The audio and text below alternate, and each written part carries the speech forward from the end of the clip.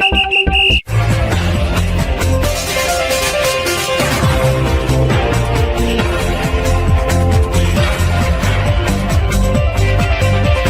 আলাইকুম প্রিয় দর্শক, প্রিমিয়ার স্পোর্টস খেলার সংবাদে স্বাগতম। আমি মুক্তাদির শামীম ওয়ালিদ আর আমি দিলরুবা খানম স্মৃতি। চলুন শুরুতে দেখে নেই সংবাদ শিরোনাম।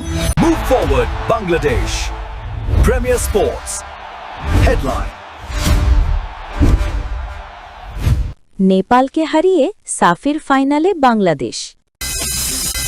মোহাম্মদ মানিকের একমাত্র গোলে নেপালকে হারিয়ে সাফ অনূর্ধ্ব 20 চ্যাম্পিয়নশিপের ফাইনালে উঠেছে বাংলাদেশ।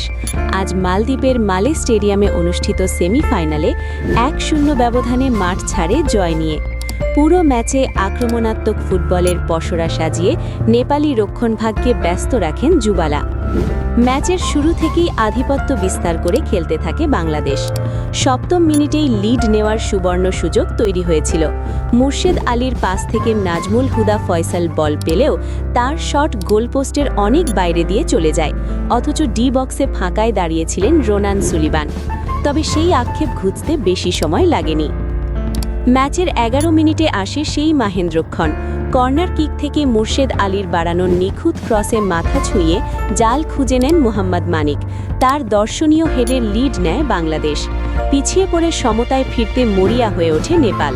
তবে বাংলাদেশের রক্ষণভাগের সজাগ দৃষ্টি আর সুশৃঙ্খল রক্ষণের সামনে সুবিধা করতে পারেনি তারা।